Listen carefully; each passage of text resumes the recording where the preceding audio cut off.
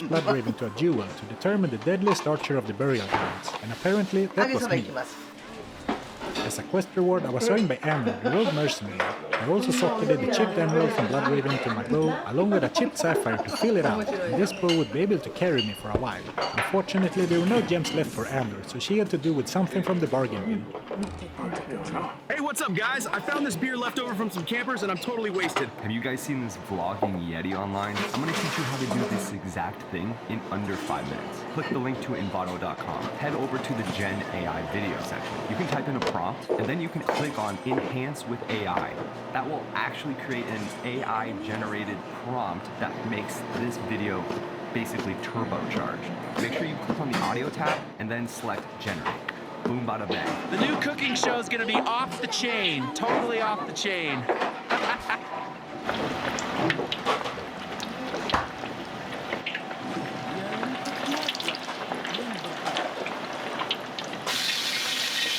I canceled my Midjourney subscription because this AI does everything I need.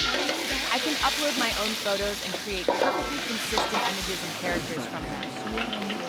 With my new homemade bow, I was able to easily take care of most enemies of Act 1, and with the ranged advantage, it didn't matter that my defenses were pretty much non-existent. But whenever I encountered fellow archers, I was reminded that my defenses were in fact absolute garbage.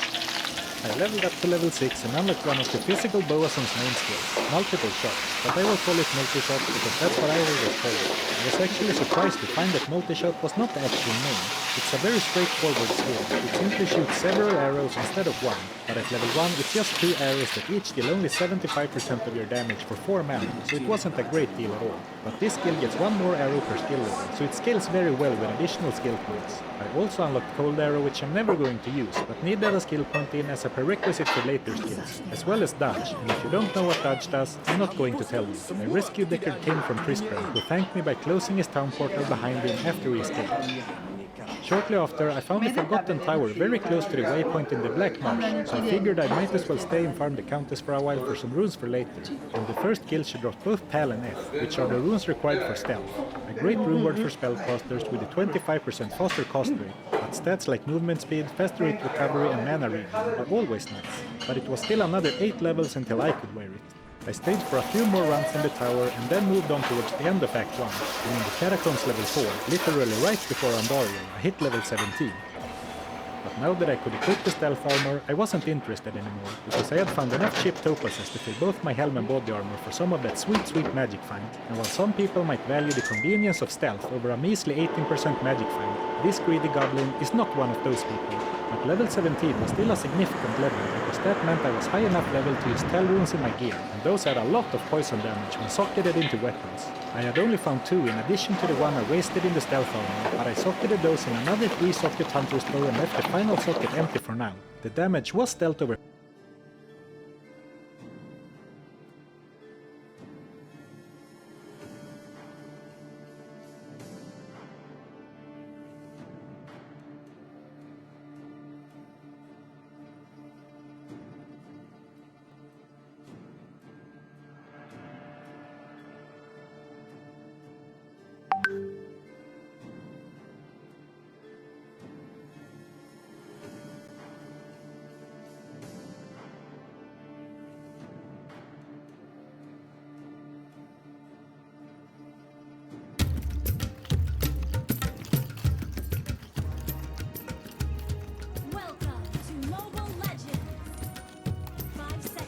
Hey, what's happening? Pongam here with Kali Center. Today, we are working with the Tabuk Tayuk.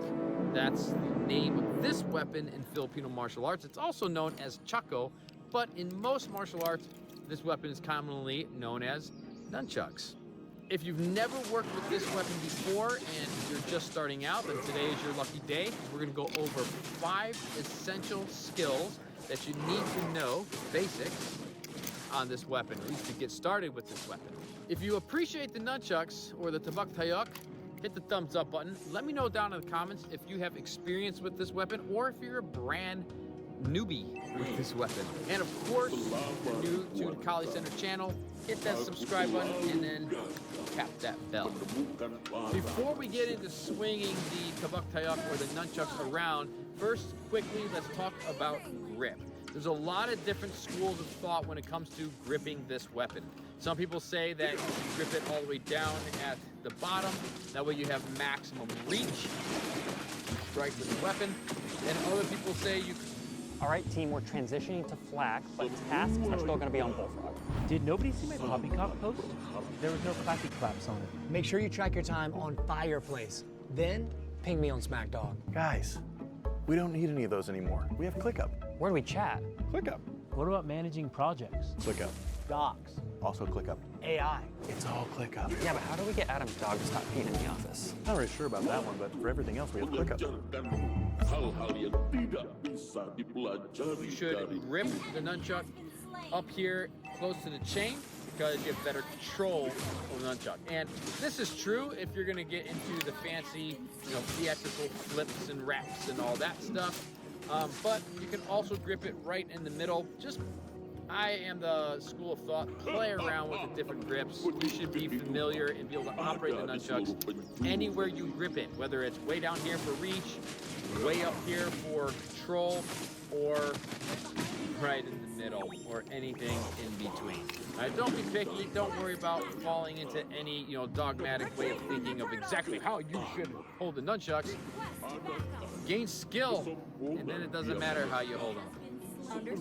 All right, our first technique on the nunchucks is our basic under the arm switch. I'm gonna start off by holding the chuck in my right hand.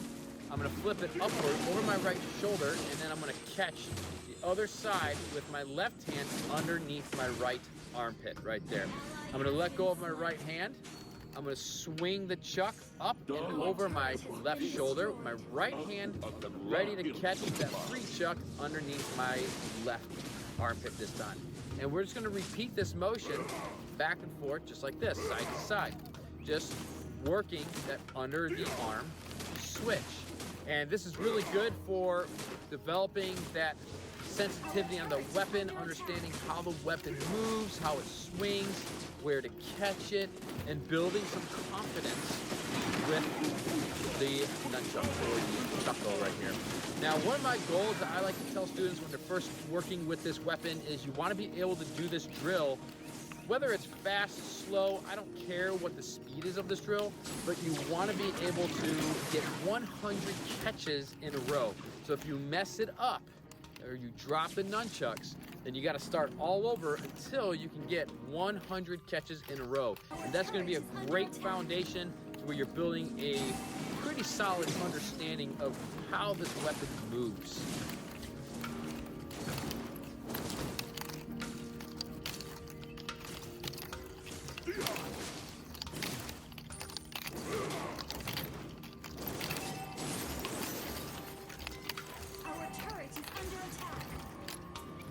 Our next technique is going to be our horizontal strikes. So we're going to start off in this chamber position right here. Now we can initiate the horizontal strikes from any hand. That's kind of one of the things I really like about the nunchucks, at least for training wise, is that it's going to work both right hand and the left hand. We need them to be pretty equal so that way you can really maximize the skill here. But right now we're going to start off with the right hand with the horizontal strikes. I'm going to strike it out on the forehand and come back from the back right there. And then there's two basic methods here. Look at my left hand right here.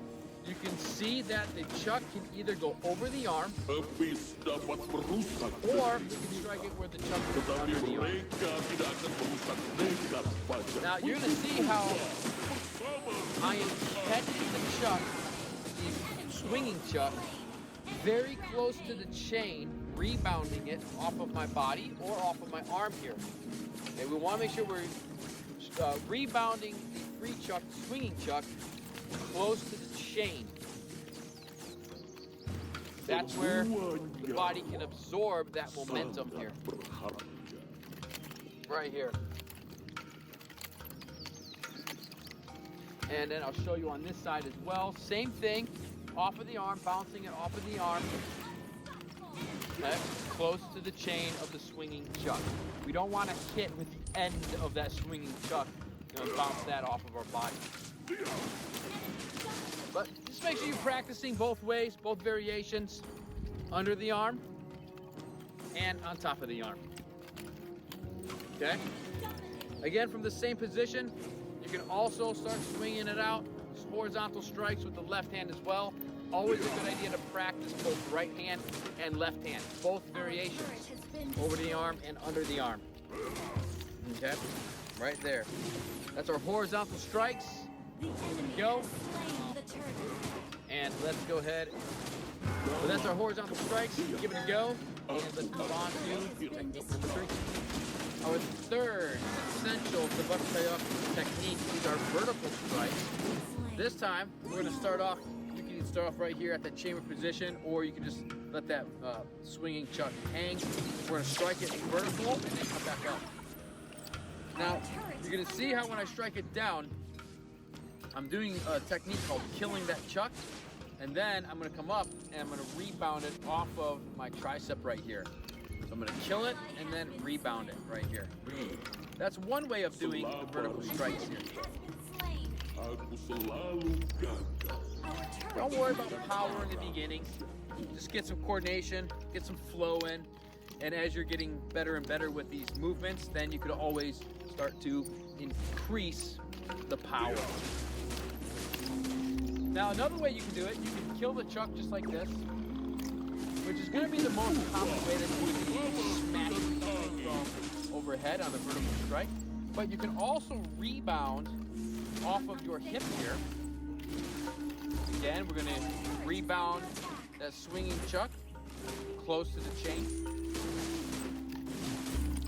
And another thing you can do is you can rebound it off of the arm here. Well, you can rebound both directions, up and down, off of the arm. So you got 3 options here. You can kill the chuck, rebound off the tricep. You can rebound off the hip, rebound off the tricep. Or you can rebound off the arm and rebound off the tricep as well. So something that you can practice. Use your switch, that way you can also practice on the left-hand side as well. Again, working the killing technique, the rebound off the hip technique, and the rebound off of the arm technique. Right there. I don't ever slow up, no I don't take shit. I got no love for the fakeness. If you wanna play tough and wanna hate this, I'll always show up. I don't ever slow up, no I don't take shit. I got no love for the fakeness. If you wanna play tough and wanna hate this, I'll always show up and make a statement. I don't ever slow up, no I don't take shit. I got no love for the fakeness. If you wanna play tough and wanna hate this, I'll always show up and make a statement. Everything I do.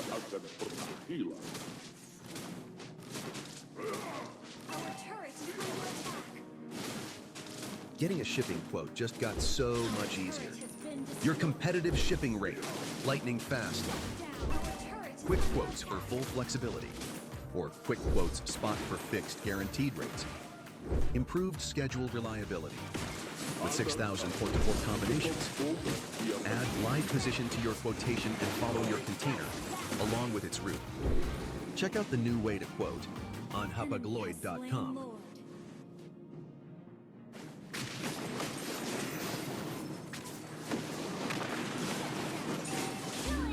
Our fourth beginner essential technique on the Tabuk Tayuk is our downward figure 8, and there's a couple ways that we can do this as well, a few different variations. So we're going to go ahead and start swinging down on this downward figure 8. Forehand and backhand, forehand and backhand. So we're just going to draw a big 8 right in front of the body here.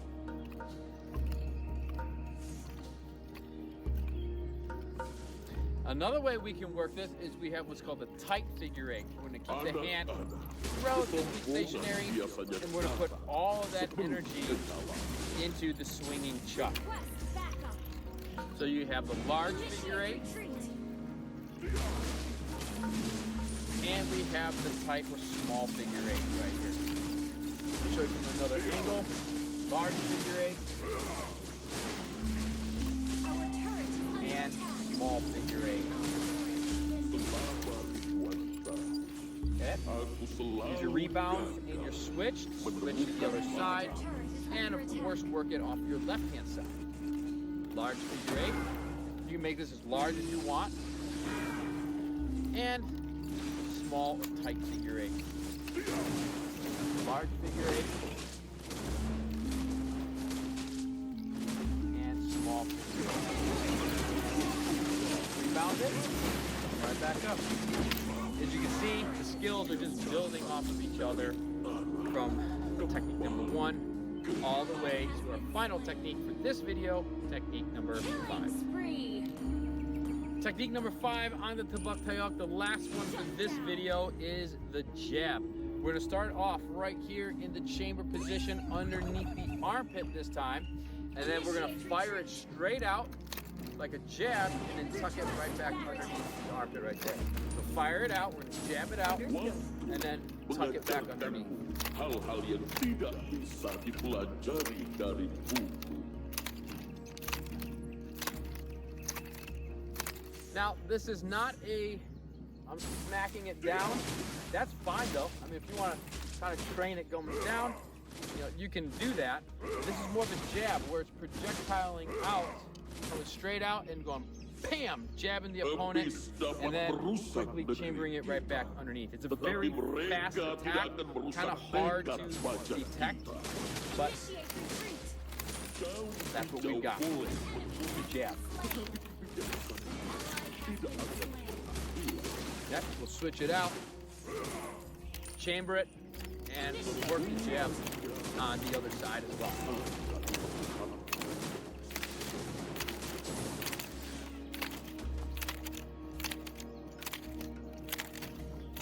Right there. So one of my favorite parts about training with the Tabak Tayak is that even just these beginner 5 essential drills, we can start to build combinations and link all of these skills together into one flow. You can start off with skill number 1, or the under the arm switch, and just go slow and take your time with all this. Moving into technique number 2, our horizontal strikes, working a whole of different variations. Then from here we can go into our vertical strikes, again working in our different variations. Okay, we go into our 4th technique, which is our downward figure 8s, working those variations. And then into our 5th technique, which is our jab right here. Okay, flip it up, catch, switch hands, and then we can work the same thing right back on the other side. Double kill.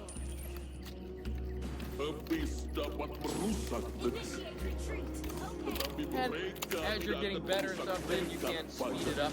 But you can also start to mix these things, all of these techniques together. And you can start to really flow with it. And you can figure it out yourself, play around, and you can start to have some fun with your nunchucks and start developing some good skills. All right, my friend, there you have it. Some good fundamental beginner skills on the nunchucks, or in Filipino martial arts, known as the Tabak Tayak, or sometimes also known as the Chako, just depending on what style or system of Filipino martial arts that you may be training. For more training on this unique and fun weapon, I'll go ahead and put some links to some other videos I've done in the past on this weapon, some different techniques and stuff like that down in the description below, and also at the end of this video. So get out there, go train, and have fun, and explore, and discover, and then I'll catch you back here next time.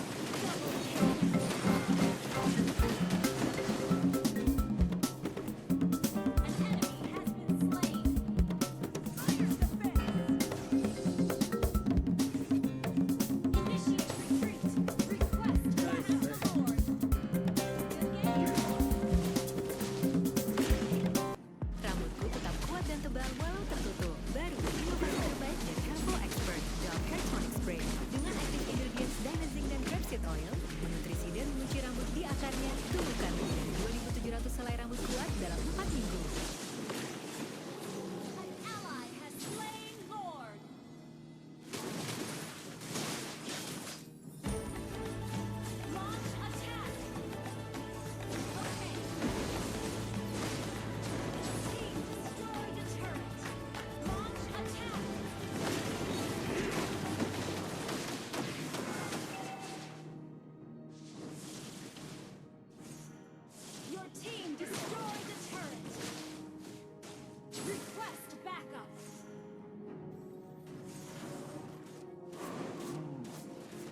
martial arts video, you're going to learn how to use nunchucks for beginners. Grab a pair of nunchucks. They can be metal or wood, doesn't matter. It can be a string or it can be a chain in the middle. Hold your hand in the middle of one of the chucks, just about halfway through. The string is going to come out of the thumb side of your hand. So your palm facing up, and you're going to twist it going forward. You're going to warm up with me very quickly. Bring your hand down and twist forward. When you turn down, make sure it's not in so much that you're going to smash yourself in the face. Push it out a little bit.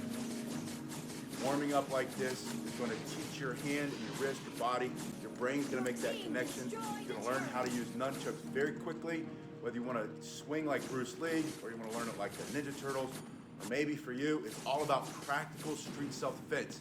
You hold here, you're striking, and you're creating distance. You have a lot of power in the chucks, but you're going to warm up first before you get into those basic moves. Palm down, good morning, palm up, palm down, and then put those together. Have a figure eight, sideways figure eight, carving like this, also known as endless spin or infinity sign spin. Over and back, one side of the body, the other side. Put it in the other hand, start with that warm up, outer orbital, turn your hand over, make sure again, it's not so close you're smashing yourself. Spinning this way, palm up, palm down, put those together, one side of the body and the other, gradually increasing your speed, power.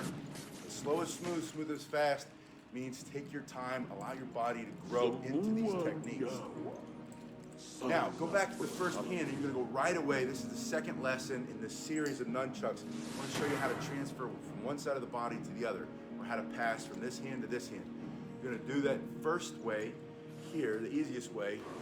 Here, you're going to come across your body. Yes. No.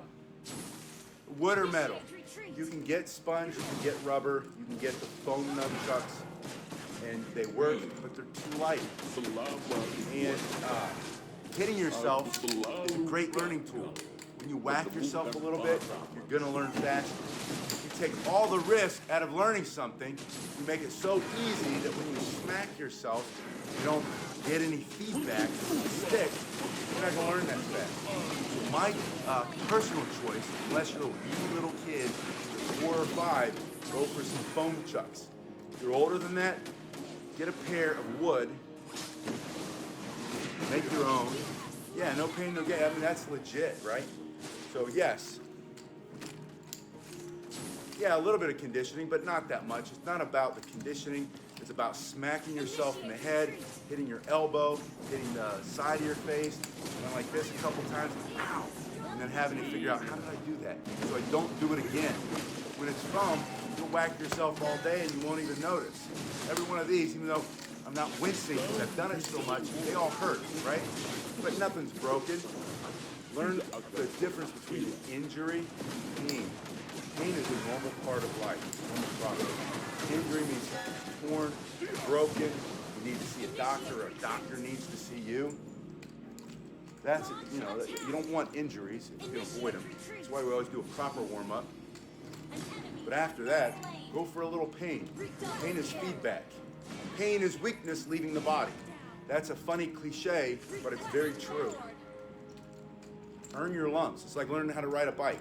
If you never fall down, you're never going to ride a bike.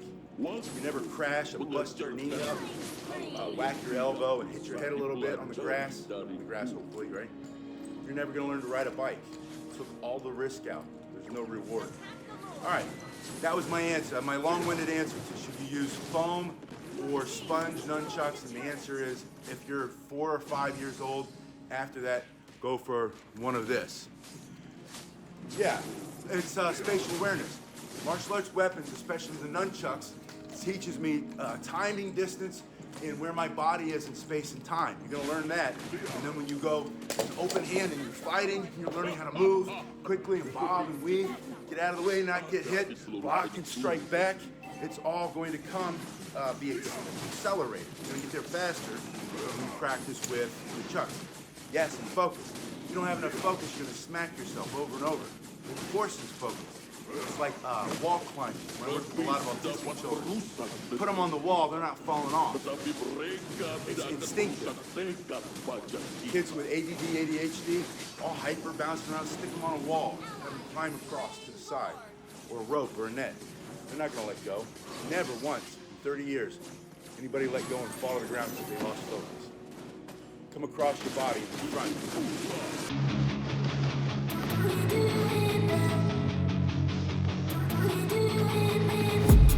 I've been dreaming on in my head like I've seen it. A life worth living is a life with meaning. I'll do what I love till my heart stops beating. I'm feeding this demon. Got a taste, can't erase bitterness in my face. Work a job every day till your dreams.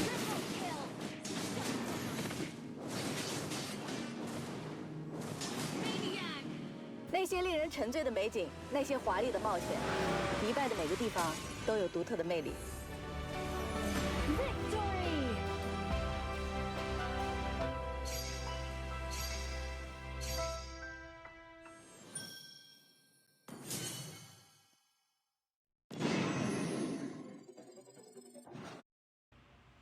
Pull it to the other side.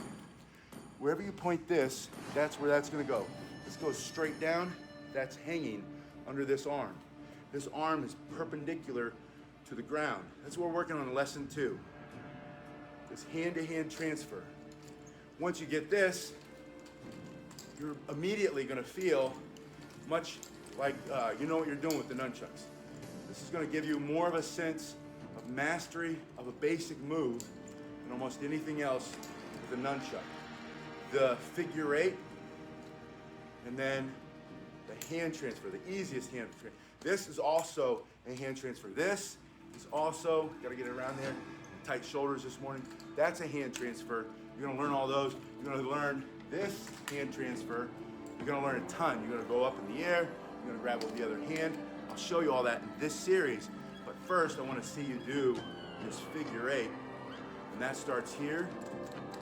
And you do this outer orbital, just meaning spinning around your head. Do that a few times, turn your hand in. And this is gonna teach you to get that arm away from the body. Too close, there's the feedback. That's why I want you to use wood. So you feel that, and you only do it once, right? Palm up, palm down, palm up, palm down. Put them together. So you do this for 30 seconds, spinning, spinning, spinning, spinning, and then you go into the figure 8. You just put it together. Your brain knows how to do this, by the way. 30 seconds here.